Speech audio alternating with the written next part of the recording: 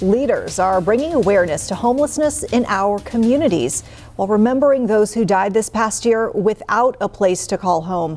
As of January, North Carolina had nearly 9,300 people experiencing homelessness on any given day. That's according to the U.S. Department of Housing and Urban Development.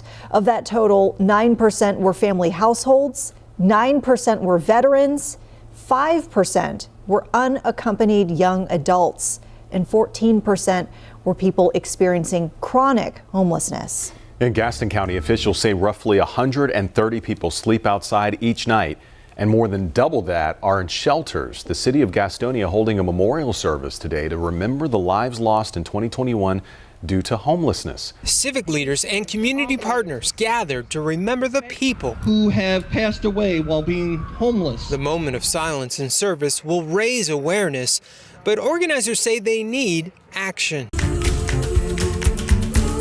Now at 5:30, an update to a story we have been following out of Gastonia. Today, a Gastonia church says it's closing down its encampment where dozens of homeless people lived. There have been folks there actually months or even up to a year at this site. Faith, Hope and Love Community Enrichment Ministries is currently in a legal battle with the city of Gastonia for not complying with state and city ordinances. WCNC Charlotte's Jesse Pierre is joining us live from Gastonia. Jesse, can you tell us, has everyone left this encampment at this point? Well, when we got here this morning, I saw folks, packing their things and leave the property. And some people I spoke to say, this encampment was like a home to them and they are sad to leave. Now, Faith, Hope and Love Community Enrichment Ministries tells me they were between a rock and a hard place as they continue to face fines from the city. And with the lawsuit, closing the encampment was the only thing they felt they could do.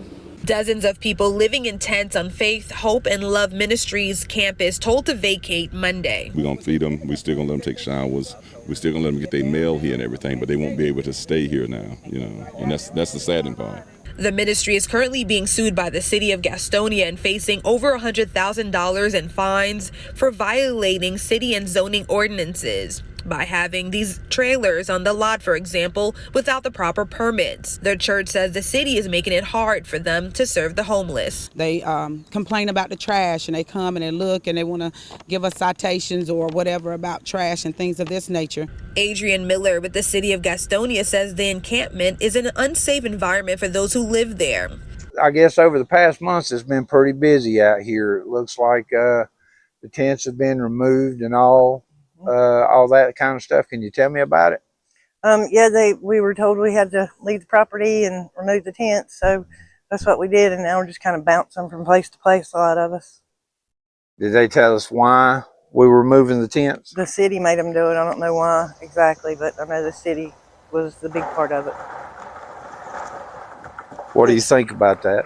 How's it done? I mean, has it made things better? No, and I don't think it will make things better. The people that were here actually felt home here. Like this was a place we could come to and feel safe and not have to worry what was going to happen to us in the middle of the night and things like that. And now they're all out there on their own trying to make it, and this place was just home to us, to a lot of us.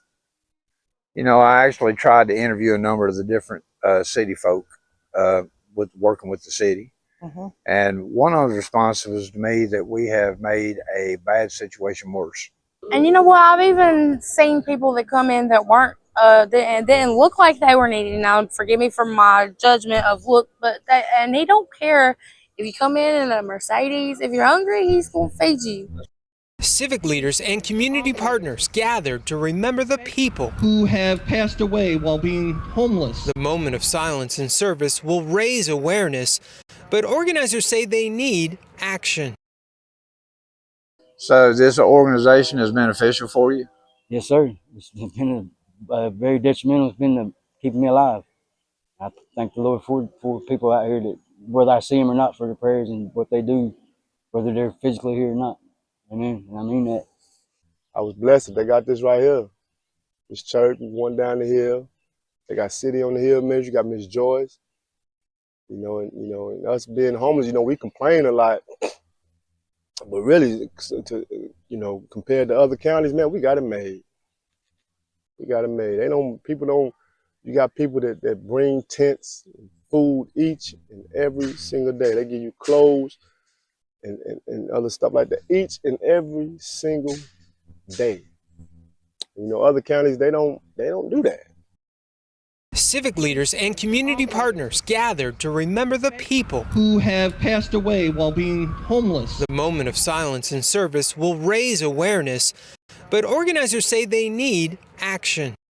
Pastor Moses, he last got me out of my tent and into a place I can feel more safe without getting my money and my cigarettes or whatever's stolen from me.